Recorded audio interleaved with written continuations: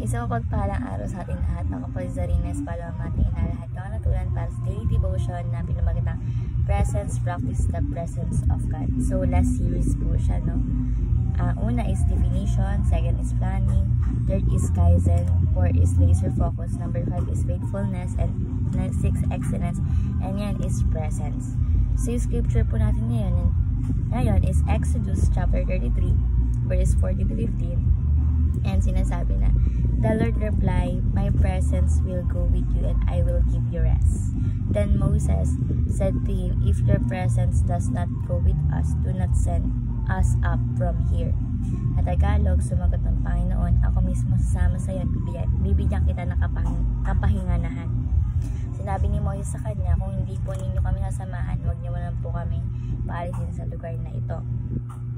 So, yung teaching natin ngayon is number 1, we must move only under God's favor. Dapat, sa lahat ng gagawin natin is pabor si God sa atin. You have to make sure na mayroon pabor si God, meron siyang approval sa gagawin natin.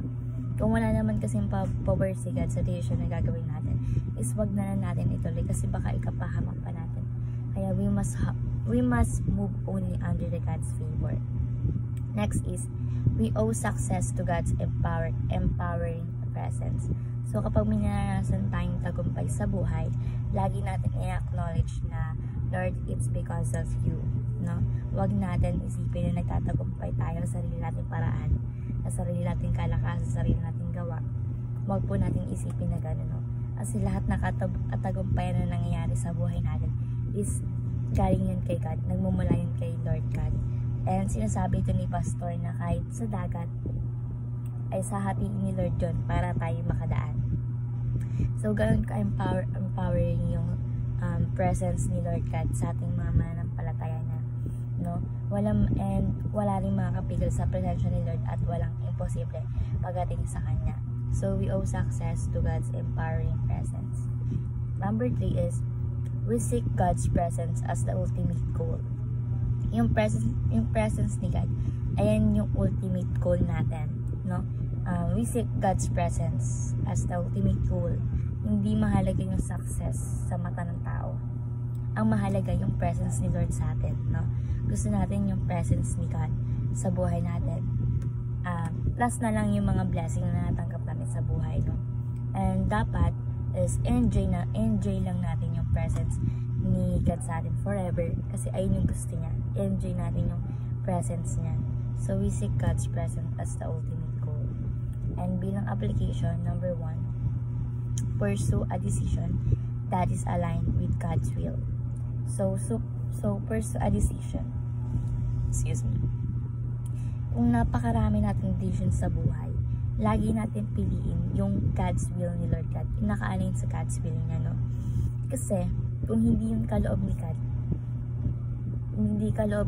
yung gagawin natin decision sa ating buhay, ano yan, yung papupunta yan sa pahamak, no?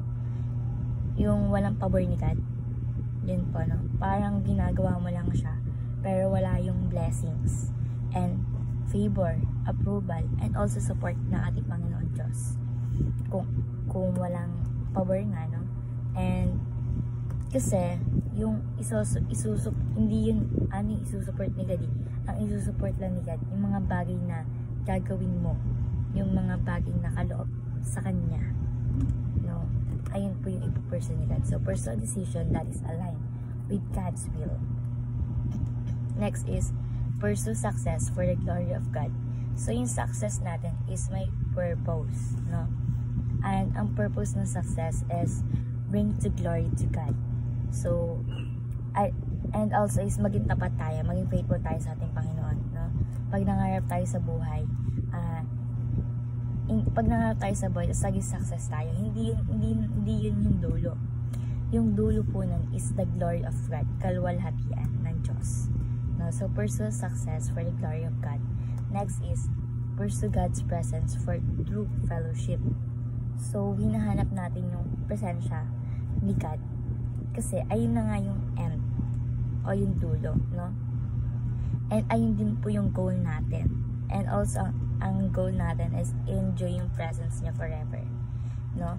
And kapag kinakausap natin si God, napipil natin yung presence niya, na yung goodness niya, yung nasa tabi natin siya, yung pagmamahal niya sa atin, no?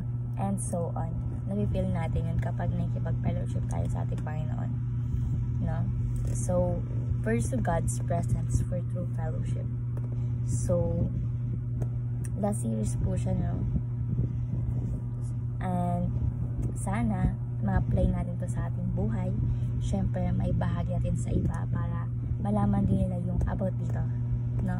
Kasi napakagandang scripture po nito.